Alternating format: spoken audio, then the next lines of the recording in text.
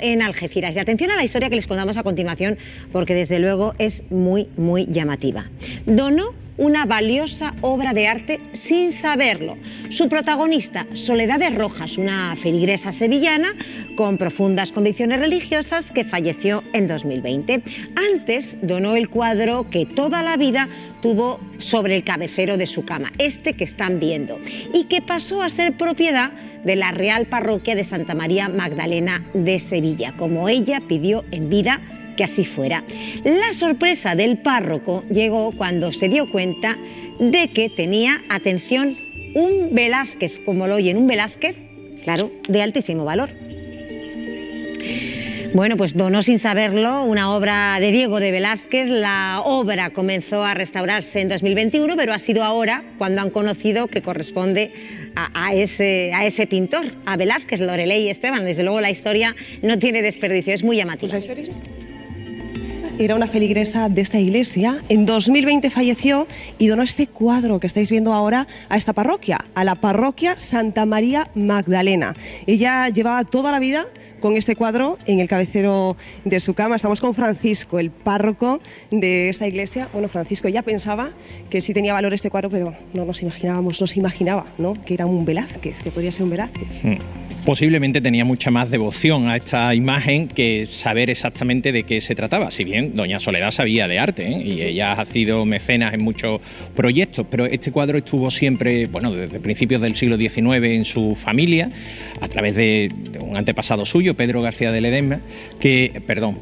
Ledesma García de Leániz, el cual, bueno, pues tiene una colección particular muy importante, como era esta, que va pasando de generación en generación, y ella efectivamente, ella siempre resaltaba que este cuadro estaba el día que ella vino a este mundo y que tenía que estar también el día que ella abandonase en la sala que ocurriese eso. Y ahora, Francisco, lo estamos viendo aquí, vamos a hablar también, si me permites, con José Luis, si te acercas aquí. José Luis, eres el coordinador de este proyecto y vamos a acercarnos al cuadro para que nos digas qué indicios os han llevado a pensar, porque este cuadro se atribuía a Pacheco, el maestro de Velázquez. Bueno, ¿qué podemos ver aquí? Sí, ¿no? Verbalmente se venía atribuyendo a Pacheco, también en algunos accesos técnicos que había. Nosotros no desmentimos que el cuadro estuviera en la producción de Pacheco. Lo que pasa es que esta obra, que como ha dicho el párroco, ha estado siempre en manos privadas, por primera vez hemos tenido acceso a un estudio científico y riguroso. Hemos estudiado tanto la materialidad del bien, como los componentes pictóricos, como la técnica de ejecución del pintor original, como los recursos artísticos, formales y estilísticos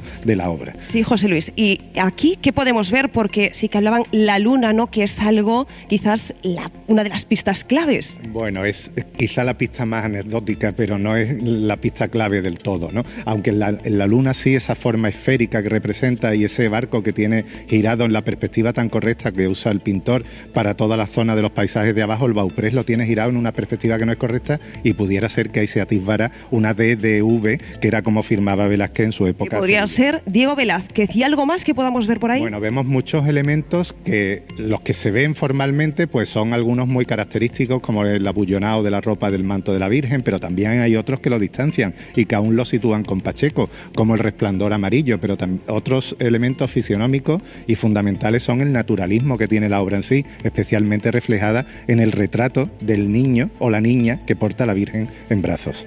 Bueno, ya estáis viendo aquí. Muchas gracias, Francisco. Muchas gracias, Paco. Este podría ser quizás el primer cuadro de la primera etapa de Velázquez. Y para que veáis, aquí tienen prácticamente una galería de arte. Está rodeado de cuadros de Zurbarán o incluso de Pacheco. Bueno, pues esta donación de ese cuadro de Diego Velázquez a esa parroquia enriquece todavía más ese patrimonio pictórico de ese templo. Desde luego que es una donación sorprendente. De ella vamos a hablar con alguien que sabe mucho de todo esto, Óscar Giles, abogado, experto en herencias. Muy buenos días, bienvenido a Hablando Claro. Tenemos muchas dudas de este caso tan sorprendente. Una donación, desde luego, poco común, más valiosa que lo que esta señora Soledad pensaba cuando firma ante notario donar este cuadro a esta parroquia. Yo voy a intentar ser objetivo y tratar de explicarlo con la ley en la mano y no con suposiciones, indicios o lo que todo el mundo hace, que son rumores, ¿no? Hay una realidad. En vida, cualquier persona puede disponer, gracias a Dios, porque estamos en un país democrático, de lo que quiera y puede donar lo que quiera, sin ningún tipo de problema. Es decir, ella ha podido donar este cuadro si está en plenas facultades, a quien haya querido. Ha elegido la Iglesia esta vez, pues se lo podía haber donado a Cáritas o se lo podía haber donado a un primo suyo, ¿vale? Ya, pero al ser una obra de Velázquez que ella no sabía, ¿tendría que haber pedido permiso a Patrimonio, por ejemplo? Primero, que ella no sabía no está demostrado. O sea, se supone, es que ahora tampoco está demostrado que sea un Velázquez. Todavía el Patrimonio no lo ha catalogado como si fuera un Velázquez.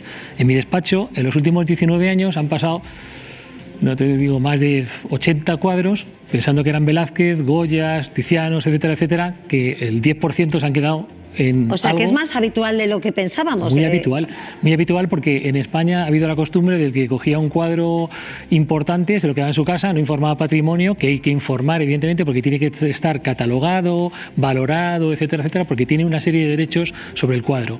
Por tanto, lo primero que habría que ver, la primera pregunta que se tiene que hacer es: ¿esta donación se puede hacer sin haber informado a Patrimonio? ¿Por qué la permitió el notario? Pues seguro que el notario la permitió porque entendió que era un cuadro de no mucho valor. Una vez, otra pregunta, otra duda. Claro. Una vez que se confirma que estamos ante un Velázquez de gran valor, Sí. por supuesto, sus herederos, los herederos de Soledad, ¿podrían tratar de recuperar ese cuadro?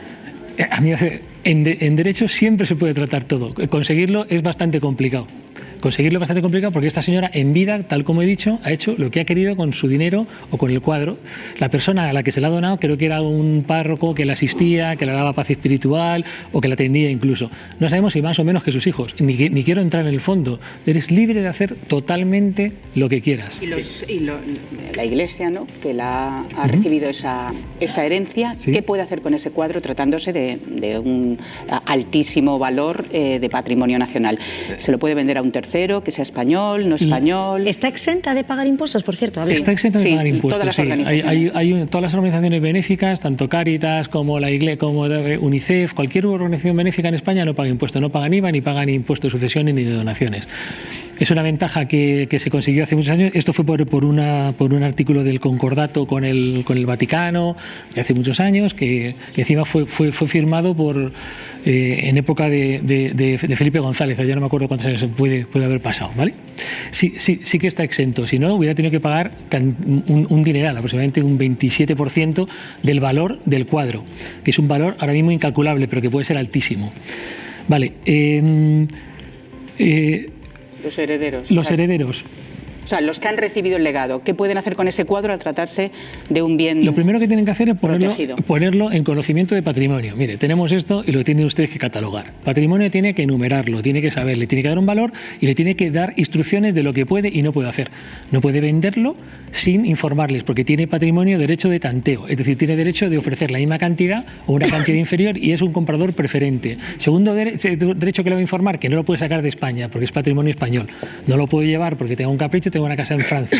Lo tengo que dejar en España. Eso sería lo primero que tendría que hacer. Vamos a seguir hablando enseguida de esta donación tan curiosa de un Velázquez, de esa señora en Sevilla, pero por sorprendente que pueda parecer, un hallazgo así, desde luego, no es la primera vez, ni muchísimo menos, que ocurre. ¿A qué no, Marc? No, efectivamente, Lourdes. Aquí en España salió subasta, atención, hace cosa de un mes, por 180.000 euros, uno de los descubrimientos más relevantes de la pintura renacentista de la Corona de Aragón. Fíjense. Es esta maravilla, esta pintura que están viendo de Joan de Borgoña, procedente de una colección particular y que ha sido declarada bien de interés cultural por el Ministerio. Otros casos. Durante más de 40 años, en la bóveda de un coleccionista privado, estuvo esta otra escultura, la están viendo aquí, de Salvador Dalí, hasta que fue descubierta por una galería de arte. Esta joya, la cera perdida, está valorada, atención, en 20 millones de dólares. O este otro boceto que están viendo, que van a ver ahora, y que fue hallado en una granja en Nueva York. Pocos sabían entonces que ese boceto realizado en madera era de Van Dyck, el segundo pintor flamenco más influyente de todos los tiempos. La obra de arte esta semana ha salido a subasta por 3 millones de euros. Una suerte similar corrió un hombre que en la campiña inglesa intentaba convertirse en detector de metales y dio con esta alianza que están viendo en la pantalla, de oro, de diamantes. Primero creyó que era chatarra, pero luego resultó ser un hallazgo único en la vida. El anillo se vendió por 38.000 libras el pasado 29 de noviembre, Lourdes. A mí me gustaría preguntarle, Óscar, si le podemos poner un valor económico a esas obras de arte. Por ejemplo, en el caso de Soledad, de la donación de Soledad, ¿a cuánto puede ascender ese Velázquez? Ahora mismo no se sabe. Ahora mismo el valor es cero porque no está catalogado ni tasado. Hay que llevarlo a un tasador, hay que llevarlo a patrimonio y es patrimonio el que le pone el valor. No, a mí es que me parece maravilloso que haya una ley, y la hiciera quien la hiciera, en la que el Estado proteja las obras de arte, ¿no? Y claro, esto para alguien que de pronto se encuentra con que recibe un cuadro y tiene que someterse al criterio del Estado, pues a veces debe ser duro, digo yo, ¿no? Porque no, es duro porque está muy limitado en lo que... Es duro porque claramente o legalmente es una limitación a tus facultades. Entonces, cuando te están poniendo una limitación a tus facultades, a todo el mundo le molesta. Pero tiene que haber reglas, igual que hay reglas de tráfico, tiene que haber reglas. Luego, como si esta. no hubiera sido la iglesia y hubiera sido un particular que se encuentra de pronto un Velázquez en casa de la abuela o del abuelo, tiene que pagar impuestos, claro. Sí, pero no nos hubiéramos enterado. Bueno, pero si nos enteráramos, si se entera Hacienda, hay que pagar impuestos. Tristemente no nos hubiéramos enterado. Hay muchísimos particulares. En la historia del Grupo Hereda, que llevamos 20 años haciendo esto, habremos tenido unos 80 cuadros para valorar. Y cuadros que luego al final se han quedado 8 realmente, que eran cuadros valorables y que costaban dinero. Nosotros eran todo amagos, falsificaciones, cosas cercanas y demás. La realidad es que esto existe. Entre particulares es un mercado que se llama mercado de tratantes de arte. Si aparece la iglesia o aparece una institución que lo eleva, pues no, que es lo que tenía que hacer todo el mundo, se controla y demás. Pero si no, no tenemos ningún tipo de información. Es como lo que se llama dinero de otro tipo. Óscar Gil, abogado experto en herencias, gracias por estar en Hablando Claro y resolvernos tantas dudas.